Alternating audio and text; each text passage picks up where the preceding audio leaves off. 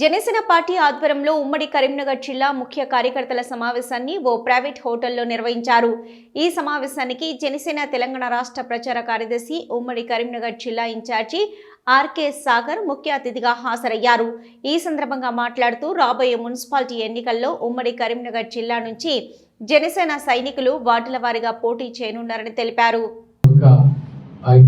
Contact ఏంటి అన్న నేరే చరిత్ర ఉందా, లేకపోతే ఇంతకుముందు ప్రజలు ఏమైనా ఇబ్బంది పెట్టాడా, లేకపోతే ఇలాంటి అన్ని ఆలోచించి మనకు పార్టీ ఎదగడం ఎంత ముఖ్యమో పార్టీలో ఉన్న పర్సన్స్ కూడా అంతే ముఖ్యము.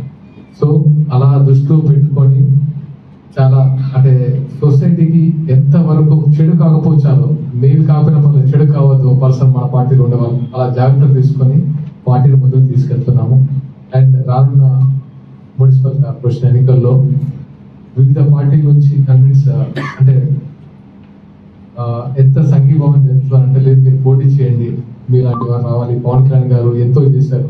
అంటే మొన్న కొండగట్టులో ఆయన 35 కోట్లతో మన గవర్నమెంటే ఆనర్ ఆఫ్ గెస్ట్ గా ఆయన ఆదరించింది.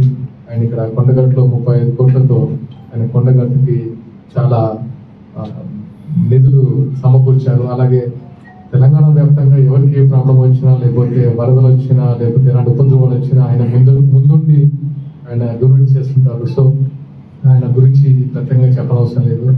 అలాగే జన సైనికుల్ని గత 15 సంవత్సరాల నుంచి ఆయన అభిమానుల్ని మొత్తము సేవా మార్గంలోకి నెట్టి, అంటే సేవా మార్గం అంటే మన అభిమానులు అంటే టికెట్లు కొనుక్కొని సినిమా చూడడం కాదు, మీరు సేవా మార్గంలో వెళ్ళాలని బ్లడ్ క్యాంపులు, ఏదైనా ఉపద్రవం వచ్చినా మన వాలంటీర్స్ తయారు చేయడం కానీ అనేక కార్యక్రమాలు. ముఖ్యంగా దాంట్లో చాలా మంది కరీంనగర్ యువత చాలా అగ్రెసివ్గా ఉంటారు.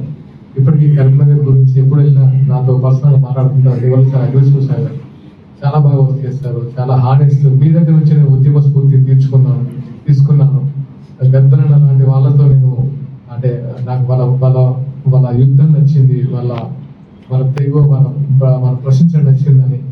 అది ఎప్పుడు తెలంగాణ గురించి, తెలంగాణ సంస్కృతి గురించి మాట్లాడుతూ ఉంటాను. నేను పర్సనల్గా మాట్లాడి ఇన్స్పైర్ చేసిందని చెప్తాను. ఆయన అదైతే ఉద్యమం చేయాలని అని ఆయన ఎప్పుడు తెలంగాణ గురించి చెప్తుంటారు. అది నిజం. ఎందుకంటే నేను కూడా తెలంగాణ